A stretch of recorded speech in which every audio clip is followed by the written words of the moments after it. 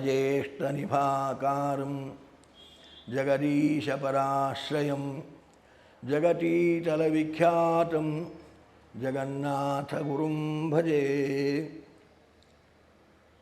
ಹರಿಕಥಾಮೃತಸಾರ ಗುರುಗಳ ಕರುಣದಿಂದಾಪನಿತು ಪೇಳುವೆ, ಪರಮ ಭಗವದ್ಭಕ್ತರಿದನಾದರದಿ ಕೇಳುವರು. ಸ್ತ್ರೀನಪುಂಸಕ ಪುರುಷ ಭೂಸಲಿಲಾನಲಾನಿಲ ಗಗನ ಮನಶಶಿ ಭಾನುಕಾಲಗುಣ ಪ್ರಕೃತಿಯೊಳಗೊಂದು ತಾನಲ್ಲ. ಏನು ಇವನ ಮಹಿಮೆ ಕಡೆಗಾಣರ ಜಭವ ಶಕ್ರಮುಖರು ನಿಧಾನಿಸಲು ಮಾನವರಿಗಳವಡುವುದೇ ವಿಚಾರಿಸಲು. ಭಗವಂತ ಗಂಡಲ್ಲ, ಹೆಣ್ಣಲ್ಲ, ನಪುಂಸಕನಲ್ಲ. ಗಂಡು ಹೌದು, ಹೆಣ್ಣು ಹೌದು, ನಪುಂಸಕನೂ ಹೌದು. ಅವನು ಭೂಮಿ ಅಲ್ಲ, ನೀರಲ್ಲ, ಅಗ್ನಿ ಅಲ್ಲ, ಗಾಳಿ ಅಲ್ಲ, ಆಕಾಶ ಅಲ್ಲ. ಆದರೆ ಎಲ್ಲವೂ ಅವನು ಹೌದು. ಎಲ್ಲದರಲ್ಲಿ ಅಂತರ್ಯಾಮಿಯಾಗಿದ್ದು ಎಲ್ಲವನ್ನು ನಿಯಮಿಸುವ ಶಕ್ತಿಯಾಗಿ ಎಲ್ಲವನ್ನು ನಿಯಂತ್ರಿಸುವ ಮಹಾಪುರುಷ ಅವನಾಗಿದ್ದಾನೆ ಎನ್ನುವ ಚಿಂತನೆಯನ್ನು, ಅವನ ವ್ಯಾಪ್ತಿಯನ್ನು ಈ ರೀತಿಯಾಗಿ ನಾವು ಚಿಂತನೆ ಮಾಡ್ತಾ ಇದ್ದೀವಿ ಈ ಪದ್ಯದಲ್ಲಿ. ಇನ್ನು ಈ ಪಾಂಚಭೌತಿಕ ಶರೀರ, ಇದರೊಳಗೆ ಮನಸ್ಸು ಅಂತೂ ಒಂದು ಉಂಟು. ಮನಸ್ಸಿನಲ್ಲಿ ಅವನ ವ್ಯಾಪ್ತಿ ನೋಡಿರಿ. ಚೇತನ ಅದು ಹೆಣ್ಣಾಗಿರಬಹುದು, ಗಂಡಾಗಿರಬಹುದು. ಆ ಚೇತನರಲ್ಲಿ ಅವನ ವ್ಯಾಪ್ತಿ. ಅವರು ಹೊಂದಿದ ಶರೀರ ಅದು ಗಂಡಾಗಿರಬಹುದು, ಹೆಣ್ಣಾಗಿರಬಹುದು, ನಪುಂಸಕ ಆಗಿರಬಹುದು. ಅದರಲ್ಲಿ ಅವನ ವ್ಯಾಪ್ತಿ. ಅವರಿಗೆ ಬಂದ ದೇಹ, ಆ ಪಾಂಚಭೌತಿಕ ಶರೀರ, ಪಂಚಭೂತಗಳಲ್ಲಿ ಅವನ ವ್ಯಾಪ್ತಿ. ಸಮಷ್ಟಿಯಾಗಿ ದೇಹದಲ್ಲಿ ಅವನ ವ್ಯಾಪ್ತಿ. ಪ್ರತಿಯೊಂದರಲ್ಲಿ ವ್ಯಾಪ್ತನಾಗಿ ಅದು ತಾನಾಗದೆ ಅದರ ನಿಯಾಮಕನಾಗಿ, ತದ್ಭಿನ್ನನಾಗಿ, ತದಾಕಾರನಾಗಿ, ತದ್ಭಿನ್ನನಾಗಿ, ತನ್ನಿಯಾಮಕನಾಗಿ, ತದಂತರ್ಯಾಮಿಯಾಗಿ ಭಗವಂತ ತಾನಿದ್ದು ನಿಯಂತ್ರಿಸ್ತಾ ಇದ್ದಾನೆ. ಹೀಗೆ ಅವನ ವ್ಯಾಪ್ತಿಯನ್ನು ತಿಳಿಯಬೇಕು ಅಂತ ಹೇಳ್ತಾ ದಾಸರಂತಾರೆ, ಮನಃ, ಮನಸ್ಸು. ಈ ಶರೀರದಲ್ಲಿ ಮನಸ್ಸು ಅನ್ನತಕ್ಕಂಥದ್ದು ವಿಲಕ್ಷಣವಾಗಿರತಕ್ಕಂತಹ ಒಳಗಿನ ಇಂದ್ರಿಯ ಇದು ಮನಸ್ಸು. ಮನಸ್ಸಿನಲ್ಲಿಯೂ ಅವನ ವ್ಯಾಪ್ತಿ. ಅವನ ವ್ಯಾಪಾರ ಇಲ್ಲದೆ ಮನಸ್ಸು ಏನು ವ್ಯಾಪಾರ ಮಾಡಲಾರದು. ಮನಸ್ಸು ಜಡ. ಹೇಗೆ ದೇಹ ಜಡವೋ ಮನಸ್ಸು ಜಡ, ಹಾಗೆ ಆ ಜಡವಾದ ಮನಸ್ಸು ವ್ಯಾಪಾರ ಮಾಡಬೇಕಾದ್ರೆ ಮನಸ್ಸಿನ ವ್ಯಾಪಾರ ಬಹುಸೂಕ್ಷ್ಮ. ಮನಸ್ಸಿನ ವ್ಯಾಪಾರ ಇಲ್ಲದೆ ದೇಹದಲ್ಲಿ ಯಾವ ವ್ಯಾಪಾರಗಳೂ ಇಲ್ಲ. ಮನಸ್ಸಿನ ವ್ಯಾಪಾರ ಇಲ್ಲದೆ ಯಾವ ಇಂದ್ರಿಯದ ವ್ಯಾಪಾರವೂ ಇಲ್ಲ. ಪ್ರತಿಯೊಂದು ಇಂದ್ರಿಯದ ವ್ಯಾಪಾರದ ಹಿನ್ನೆಲೆಯಲ್ಲಿ ಮನಸ್ಸಿನ ನಿಯಂತ್ರಣ ಉಂಟು. ಆದರೆ ಆ ಮನಸ್ಸನ್ನು ನಿಯಂತ್ರಿಸುವವ ಭಗವಂತ. ಮನಸ್ಸಿಗೂ ನಿಯಂತ್ರಿಸುವ ಸಾಮರ್ಥ್ಯ ಇಲ್ಲ. ಮನಸ್ಸೊಂದು ವಿಚಿತ್ರವಾದ ಇಂದ್ರಿಯ. ಅದಕ್ಕೆ ಕಣ್ಣಿಲ್ಲ, ಅದಕ್ಕೆ ಕಿವಿ ಇಲ್ಲ, ಮೂಗಿಲ್ಲ, ಬಾಯಿಲ್ಲ, ಏನಿಲ್ಲ ಅದಕ್ಕೆ. ಆದರೆ ನೋಡಬೇಕು ಅಂತ ಅನಿಸಿದಾಗ ಕಣ್ಣಿಗೆ ಪ್ರೇರಣೆ ಮಾಡಿ ನೋಡಿ ಸಂತೋಷ ಪಡುತ್ತದೆ. ಕೇಳಬೇಕು ಅನ್ನಿಸಿದಾಗ ಕಿವಿಗೆ ಪ್ರೇರಣೆ ಮಾಡಿ ಕೇಳಿ ಸಂತೋಷ. ಇಂಥದ್ದೊಂದು ವಿಚಿತ್ರವಾದ ಇಂದ್ರಿಯ ಅದು ಮನಸ್ಸು, ಸೂಕ್ಷ್ಮ ಇಂದ್ರಿಯ. ಇಂತಹ ಮನಸ್ಸಿನಲ್ಲಿ ಕೂಡ ಭಗವಂತ ತಾನು ವ್ಯಾಪ್ತನಾಗಿದ್ದು ಮನಸ್ಸನ್ನೂ ನೇಮಿಸ್ತಾನೆ. ಆದರೆ ಮನಸ್ಸವನಲ್ಲ, ಮನಸ್ಸಿನ ಅಂತರ್ಯಾಮಿಯಾಗಿದ್ದಾನೆ. ಅದೇ ರೀತಿ ಶಶಿ, ಭಾನು, ಕಾಲ, ಕಾಲನಿಯಾಮಕರಾದವರು. ಆದ್ದರಿಂದ ಚಂದ್ರ ಸೂರ್ಯರನ್ನು ಹೇಳ್ತಾರೆ ಇಲ್ಲಿ. ಹಗಲು ರಾತ್ರಿಗಳು, ಚೇತನನಿಗೆ ಆಯುಷ್ಯ ಪ್ರಮಾಣ ನಿರ್ಣಯ ಆಗೋದೇ ಹಗಲು ರಾತ್ರಿಗಳಿಂದ. ಆ ಹಗಲು ರಾತ್ರಿಗಳ ಕಾಲ ಅದರ ನಿಯಂತ್ರಣ ಸೂರ್ಯಚಂದ್ರರಿಂದ. ಸೂರ್ಯೋದಯ ಆಗಿ ಸೂರ್ಯಾಸ್ತದವರೆಗೆ ಹಗಲು, ಸೂರ್ಯಾಸ್ತವಾಗಿ ಸೂರ್ಯೋದಯ ಆಗುವವರೆಗೆ ರಾತ್ರಿ. ಚಂದ್ರ ಸೂರ್ಯರಂದರು ಈ ಕಾಲನಿಯಾಮಕರಾಗಿರತಕ್ಕಂತಹ ದೇವತೆಗಳು. ಹಾಗೆ ಕಾಲನಿಯಾಮಕನಾಗಿ, ಕಾಲಾಂತರ್ಯಾಮಿಯಾಗಿ, ಕಾಲನಿಯಾಮಕನಾಗಿ, ಕಾಲಕ್ಕಿಂತ ಭಿನ್ನನಾಗಿ ಕಾಲವನ್ನೂ ನಿಯಂತ್ರಿಸತಕ್ಕಂತಹ ವಿಲಕ್ಷಣ ಸ್ವಭಾವ ಅವನದು. ಆ ಕಾಲನಿಯಾಮಕರಾದ ಸೂರ್ಯಚಂದ್ರರಲ್ಲಿಯೂ ಅಂತರ್ಯಾಮಿಯಾಗಿ, ಸೂರ್ಯಚಂದ್ರರಿಗಿಂತ ಭಿನ್ನನಾಗಿ, ಅವರಿಗೂ ನಿಯಾಮಕನಾಗಿ, ಅಲ್ಲಿಯೂ ತಾನು ವ್ಯಾಪ್ತನಾಗಿ ಅವರ ಮುಖಾಂತರ ಕಾಲವನ್ನು ನಿಯಂತ್ರಿಸತಕ್ಕಂತಹ ಅದ್ಭುತವಾದ ಸಾಮರ್ಥ್ಯ ಅವನದಾಗಿದೆ. ಶಶಿ, ಭಾನು, ಕಾಲ. ಇನ್ನು ಇದಕ್ಕೆಲ್ಲ ಮೂಲ ಕಾರಣವಾಗಿರತಕ್ಕಂಥದ್ದು ಮೂರು ಗುಣಗಳು: ಸತ್ವಗುಣ, ರಜೋಗುಣ, ತಮೋಗುಣ. ಈ ಸತ್ವಗುಣ, ರಜೋಗುಣ, ತಮೋಗುಣಗಳ ಸಮ್ಮಿಶ್ರಣವೇ ಜಗತ್ತು. 3 ಗುಣಗಳಿಂದಲೇ ಜಗತ್ತಿನ ಸೃಷ್ಟಿ. ತೇಜೋ ವಾರಿ ಮೃದಾಂ ಯಥಾ ವಿನಿಮಯೋ ಯತ್ರ ತ್ರಿಸರ್ಗೋ ಮೃಷಾ ಅಂತಾರೆ ಭಾಗವತದಲ್ಲಿ. ವೇದವ್ಯಾಸ ದೇವರು ಹೇಳುವಾಗ ತೇಜೋ ವಾರಿ ಮೃದಾಂ ಯಥಾ ವಿನಿಮಯ. ಸತ್ವಗುಣ, ತೇಜಸ್ಸು ಅಂದರೆ ಸತ್ವಗುಣ, ಅಗ್ನಿ ಸತ್ವಗುಣ, ವಾರಿ ನೀರು ರಜೋಗುಣ, ಮೃತ ಪೃಥಿವಿ ಅದು ತಮೋಗುಣ, ಅಂದರೆ ಮಣ್ಣು ನೀರು ಬೆಂಕಿ.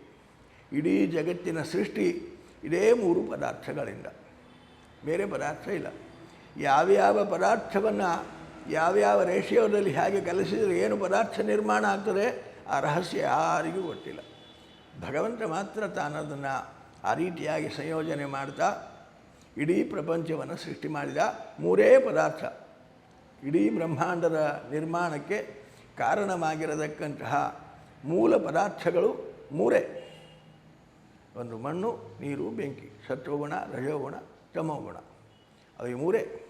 ಅದು ಸುವಾಸನೆಯ ಗುಲಾಬಿ ಹೂ ಆಗಿರಬಹುದು, ದುರ್ವಾಸನೆಯ ಗೊಬ್ಬರವಾಗಿರಬಹುದು, ಯಾವ ವಾಸನೆ ಇಲ್ಲದ ಪದಾರ್ಥ ಇರಬಹುದು, ಒಳ್ಳೆಯ ರುಚಿಕರವಾಗಿರತಕ್ಕಂತಹ ಪದಾರ್ಥ ಇರಬಹುದು, ರುಚಿ ಇಲ್ಲದ ಪದಾರ್ಥ ಇರಬಹುದು.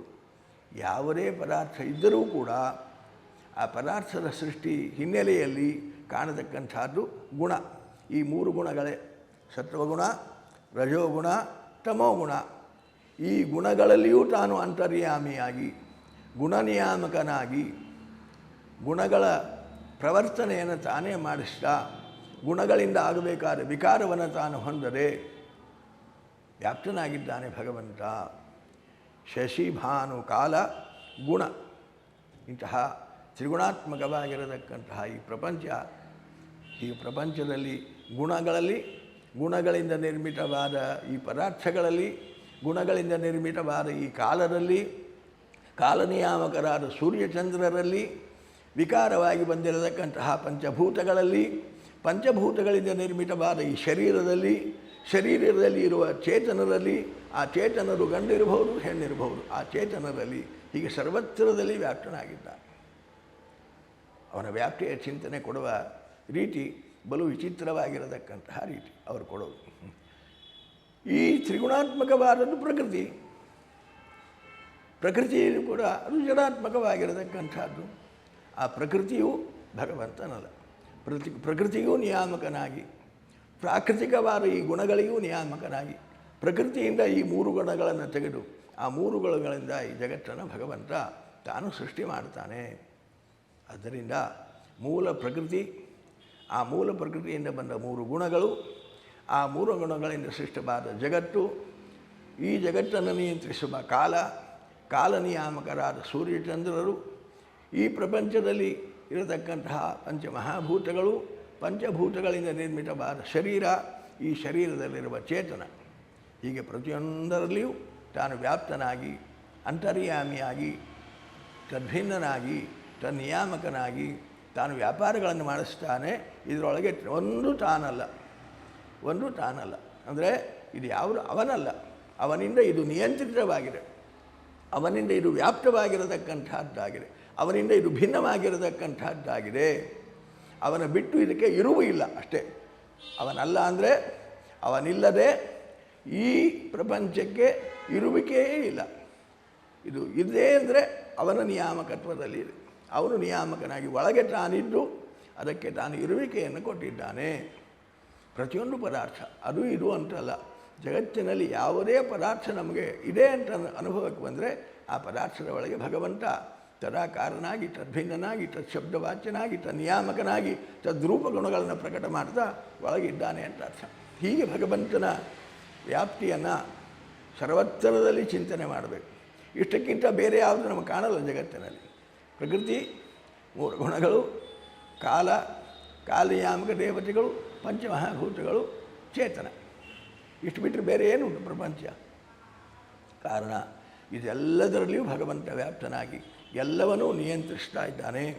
ಎಲ್ಲದರ ಅಂತರ್ಯಾಮಿಯಾಗಿ ವ್ಯಾಪ್ತನಾಗಿರತಕ್ಕಂಥವನಾಗಿದ್ದಾನೆ. ಆದರೆ ಅದರ ಯಾವ ವಿಕಾರಗಳು ಅವನಿಗಿಲ್ಲ. ಹೀಗೆ ಹೇಳ್ತಾ ಆ ಭಗವಂತನ ಈ ಅದ್ಭುತವಾದ ಮಹಿಮೆ ಕೇಳುವಾಗ ನಿಮಗೂ ಆಶ್ಚರ್ಯ ಆಗ್ತಿರ್ತದೆ ಅಲ್ವಾ? ಅದರಿಂದ ಇಂತಹ ಆಶ್ಚರ್ಯಕರವಾದ ಅವನ ಮಹಿಮೆಯನ್ನು ಚಿಂತನೆ ಮಾಡ್ತಾ, ಅವನ ವ್ಯಾಪ್ತಿಯನ್ನು ಚಿಂತನೆ ಮಾಡ್ತಾ, ಸಕಲ ನಿಯಾಮಕನ ಭಗವಂತನ ನಿಯಾಮಕತ್ವವನ್ನು ಚಿಂತನೆ ಮಾಡ್ತಾ ದಾಸರು ಉದ್ಗಾರ ತೆಗಿತಾರೆ ಮುಂದೆ. ಏನು ಇವನ ಮಹಿಮೆ, ಏನಪ್ಪ ಇವನ ಮಹಿಮೆ, ಕಲ್ಪನೆಗೆ ಸಿಗದಂತೆ. ಯಾವ ರೀತಿಯಾಗಿ ನಿಯಂತ್ರಿಸ್ತಾನೆ, ಯಾವ ರೀತಿಯಾಗಿ ಸೃಷ್ಟಿ ಮಾಡ್ತಾನೆ. ಭಾಗವತದಲ್ಲಿ ಅಂತಾರೆ, ಯೋಗೇಶ್ವರೈರಪಿ ದುರತ್ಯಯ ಯೋಗ ಮಾರ್ಗ ಅಂತಾರೆ. ಬ್ರಹ್ಮದೇವರ ಮಾತು 3ನೇ ಸ್ಕಂದದಲ್ಲಿ. ಯೋಗೇಶ್ವರೈರಪಿ ದುರತ್ಯಯ ಯೋಗ ಮಾರ್ಗ. ಎಂತೆಂತಹ ಬ್ರಹ್ಮಾದಿ ದೇವತೆಗಳು ಕೂಡ, ಎಂತೆಂಥ ಯೋಗಿಗಳಿಗೂ ಕೂಡ ದುರತ್ಯಯ ಯೋಗ ಮಾರ್ಗ. ಈ ಪ್ರಪಂಚವನ್ನು ಹೇಗೆ ಸಂಯೋಜನೆ ಮಾಡ್ತಾನೆ, ಹೇಗೆ ವಿಯೋಜನೆ ಮಾಡ್ತಾನೆ, ಹೇಗೆ ಸೃಷ್ಟಿ ಮಾಡ್ತಾನೆ, ಹೇಗೆ ನಾಶ ಮಾಡ್ತಾನೆ, ಅದರ ರಹಸ್ಯ ಪರಮ ಯೋಗಿಗಳಿಗೂ ತಿಳಿಯದೇ ಹೋಗಿದೆಯಪ್ಪ, ಅವನು ಮಾತ್ರ ತಿಳಿದವ ಅದನ್ನು ಅನ್ನುವಂತೆ ಹೇಳುವ ಅವರ ಮಾತು. ಅದರಿಂದ ಏನು ಇವನ ಮಹಿಮೆ, ಇವನ ಸೃಷ್ಟಿ, ಇವನ ನಿಯಾಮಕತ್ವ, ಇವನ ವ್ಯಾಪ್ತಿ, ಒಂದೊಂದು ಗುಣವನ್ನು ಆಲೋಚನೆ ಮಾಡ್ತಾ ಹೊರಟ್ರೆ ಅಪಾರವಾಗಿ ಕಾಣ್ತದೆ. ಯಾವುದು ಪಾರ ಹತ್ತೋಲ್ಲ, ಎಲ್ಲವೂ ಅಪಾರ ಅಪಾರ. ನೋಡಿದಷ್ಟು, ಕೇಳಿದಷ್ಟು, ಚಿಂತಿಸಿದಷ್ಟು ಅದು ಮತ್ತು ಮತ್ತು ಸಮುದ್ರಪ್ರಾಯವಾಗಿ ನಮ್ಮ ಎದುರಿಗೆ ನಿಲ್ಲುತ್ತದೆ ಹೊರತು ಆಚೆ ದಡ ಕಾಣಲ್ಲ. ಇಂತಹ ಅಪಾರವಾದ ಮಹಿಮೆ ಭಗವಂತನದು. ಏನು ಇವನ ಮಹಿಮೆ, ಎಷ್ಟು ಹೇಳಿದರೂ ಮುಗಿಯೋಲ್ಲ ಅನ್ನುವಂತೆ ಹಾಗೆ ಉದ್ಗಾರ ತೆಗಿತಾರೆ.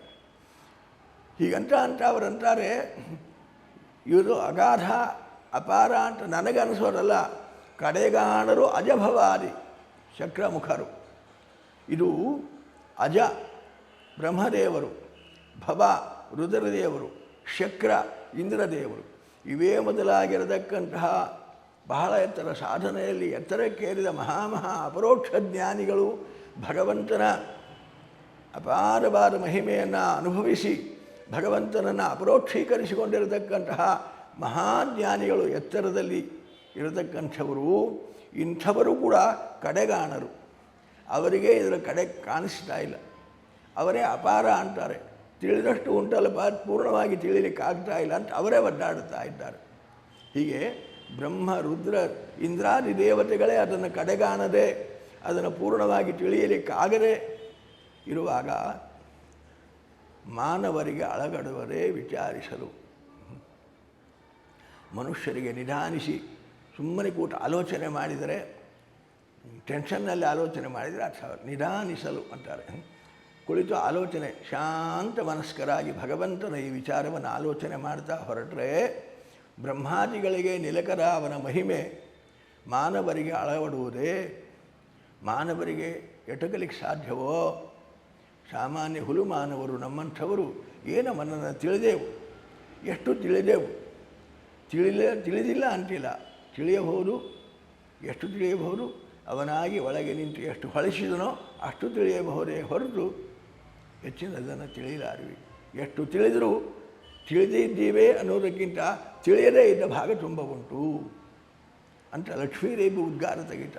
ಎಷ್ಟು ತಿಳಿದಿದ್ದೇನೆ ನಾನು ಭಗವಂತನನ್ನಂದರೂ ಕೂಡ ತಿಳಿಯದೇ ಇದ್ದ ವಿಚಾರ ಇನ್ನೂ ತುಂಬ ಉಂಟು ಅಂತ ಲಕ್ಷ್ಮೀದೇವಿ ಬ್ರಹ್ಮಾದಿ ದೇವತೆಗಳು ಉದ್ಗಾರ ತೆಗಿತಾರೆ. ಆದರೆ ಅವನ ವ್ಯಾಪ್ತಿಯನ್ನು, ಅವನ ಸಾಮರ್ಥ್ಯವನ್ನು, ಅವನ ಜ್ಞಾನವನ್ನು ಪೂರ್ಣವಾಗಿ ಯಾರು ತಿಳಿದಾರು?